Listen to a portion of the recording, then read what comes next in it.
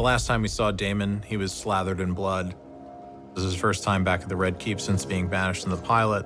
It's a big moment. I think it's meant to be very fraught, and everybody should be wondering, what actually is he going to do? Added to the chair.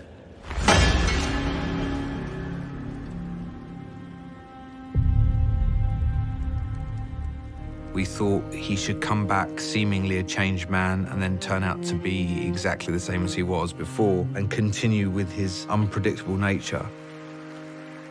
When he comes back, he's not looking for his brother anymore. He's somehow looking to get back at his brother. And Rhaenyra becomes the apple of his eye. Congratulations on your victory. Thank you, Princess.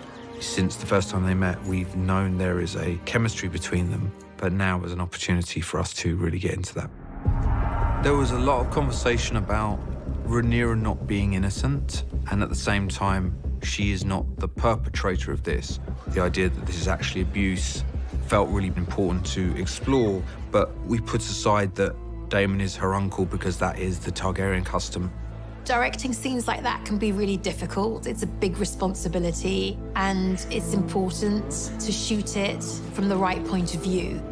Being a female director, I've grown up watching how male directors have directed sex scenes. And as a woman, I have to really think about how to shoot it because my go-to images are ones that I grew up with, which aren't necessarily from a woman's point of view.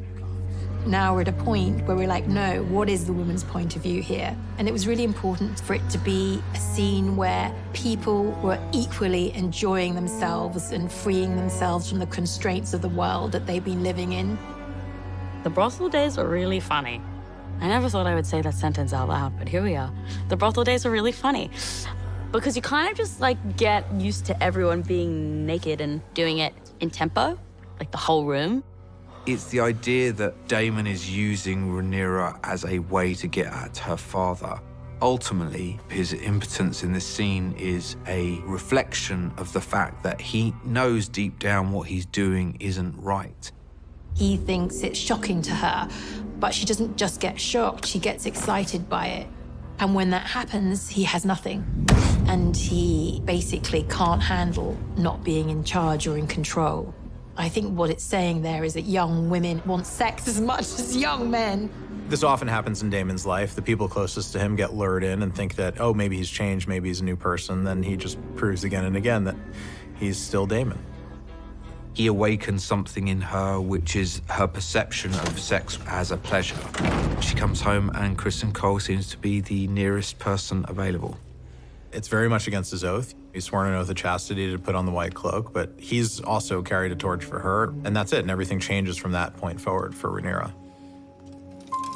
Otto tells tale of Rhaenyra's doings in the city. In his mind, this amazing thing has dropped into his lap that he can use to ruin her and ensure that Aegon will be not only named heir, but also ascend the throne. A messenger brings word from the White Worm. I think Otto wishes that anybody else were tasked with delivering the news than him, because he really does love Viserys and loves the king and knows that it's going to destroy him to tell him that. This information is going to have repercussions on everybody. It's not just going to affect Daemon, his rival, but it's going to affect him too. You're so sick with ambition that you would have my daughter stalked, spied upon. The king is so incensed to hear the news and is so in denial about what's happening that Otto gets the blame. He knows that his hand has been corrupted. Rhaenyra did some things that maybe she shouldn't have done, but there had to be somebody following her around in order to see them and be able to report them. And she accurately calculates that that had to be Otto or an agent of Otto because he's the one that most stands to gain. And it's Rhaenyra throwing it in his face that forces him to stare it in the eye. And then he does the right thing as king and lets Otto go and just says, I can no longer trust your judgment. The crown and the realm both owe you a debt that can never be repaid. When it's put to Viserys that Daemon may have had sex with Rhaenyra, I think that's where the dragon comes out in Viserys. He once again banishes his brother, but what he feels more than anything is manipulated. It's not my daughter you lust for, is it? It's my throne. When Otto comes to speak to Viserys and Alicent is in the background and they don't know that she's there, hearing her father come and tell tales on Rhaenyra leaves her a little bit broken, but she doesn't know whether to believe him or not. She's really disappointed in her father for that. What happened last night? My father has made some worrying allegations about you.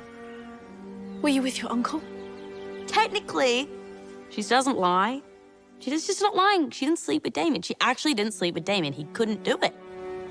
It's not Rhaenyra's fault that she feels the need to rebel. It's not Alicent's fault that she married her dad and has ruined this friendship unintentionally. Alicent is feeling completely stuck, and she doesn't have any friends. She feels isolated and alone.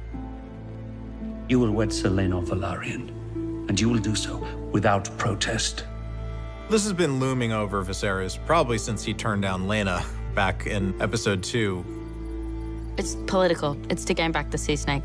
It's also my cousin.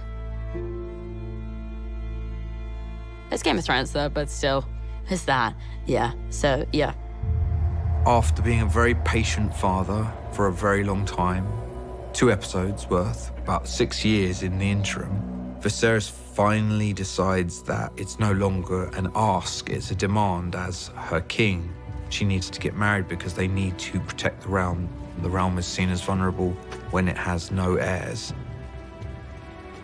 And he says, as your king and father, I'm ordering you to make this marital pact with Laena Velaryon. Both Alicent and Rhaenyra become political operators, and a lot of that is the outside circumstances that they find themselves faced with. They're learning the quote-unquote Game of Thrones.